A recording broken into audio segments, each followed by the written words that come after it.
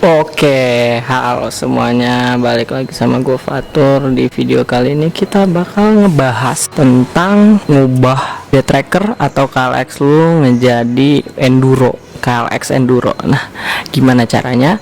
Daripada lama, langsung aja.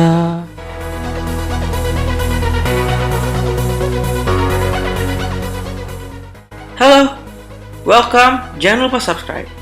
Oke, jadi kalian tahu sendiri ya kalau misalnya KLX itu ada varian off-roadnya gitu ya. Dan varian off-road sendiri itu peruntukannya memang untuk grass track atau di tanah gitu ya, bukan untuk dibawa jalan perkotaan. Nah, kalau misalnya kalian pengen ngebikin KLX kalian menjadi kayak off-road beneran, itu sebenarnya ada beberapa yang harus diubah. Udah pasti ya, ban.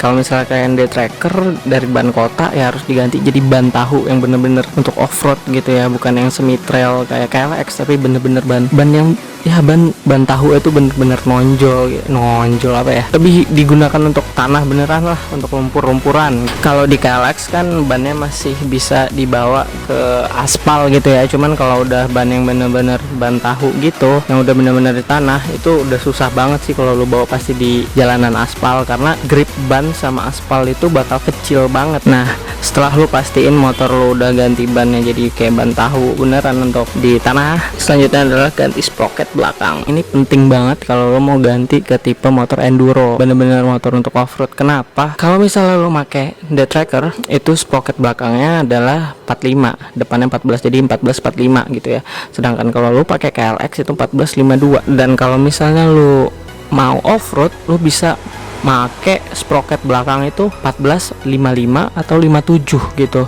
Sedangkan untuk spesifikasinya sendiri, kalau KLX off-road itu dia pakai 57 dengan sprocket yang besar, torsinya bakal lebih besar gitu, akselerasinya pasti lebih tinggi, cuman top speednya turun. Yang jelas adalah dengan lo menaikkan besar gear sprocket di belakang, top speed lo turun, cuman akselerasinya naik. Dan kalau lo di tanah ya udah pasti dong ya, kita menggunakan akselerasi ganti sprocket belakang. Selanjutnya yang penting adalah ganti karburator. Ya, ini yang wajib lu ganti banget, karena kebanyakan orang yang suka terabasan ya, yang ekstrim itu ngerasa banget kok kalau tarikannya KLX itu kurang banget. Untuk KLX sendiri itu dia pakai Keihin NCV 24 dan itu tipenya vakum gitu ya. Kalau yang disaranin dari sobat-sobat kita yang suka terabas gitu ya, itu biasanya make untuk karburatornya itu Keihin PE28 atau PWK28 gitu ya, kalau enggak PWL 26 lah. Nah,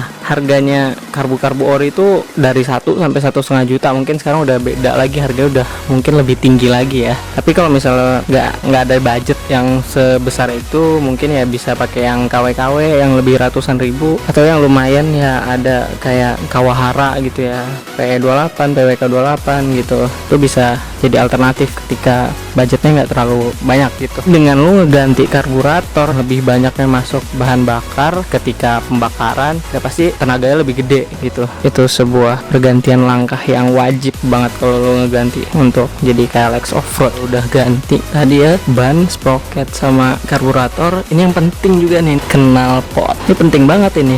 Benda ini sangat penting sih untuk lo ganti dari knalpot standar gitu ya, lu ganti ke free flow, lu bakal ngerasain tarikan yang lebih responsif dan nafas yang lebih panjang. Kalau lu mau bener-bener punya KLX yang off-road beneran, lu harus ganti knalpot free flow. Dan knalpot free flow sendiri harganya variatif sih. Kalau misalnya kayak gini deh, yang murah canggih gitu ya, dari 600 ribuan sampai ke 4 jutaan juga ada gitu. Bahkan kalau lebih mahal lagi juga ada gitu. Ini penting sih lu ganti knalpot ini. Dengan harga 600 ribu juga lu bakal ngerasain sih bedanya antara knalpot standar sama yang free flow. Gue berani jamin setelah lu ngeganti knalpot, lu bakal ngerasain tarikan nafas per gigi lebih panjang, lebih responsif. Itu yang paling penting sih kalau lu mau ngeganti motor KLX lu atau day tracker lu menjadi KLX off-road gitu. Itu yang penting sih. Sebenarnya kalau misalnya lo mau ubah lagi sih banyak sih yang bisa diubah, kayak lo ganti CDI, lo kasih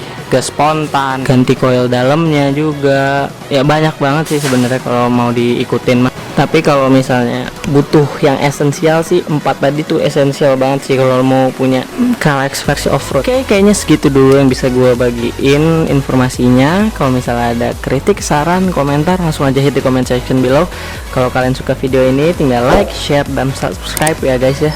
Tinggal subscribe aja, tinggal klik ya. Oke guys, see you guys on to the next one.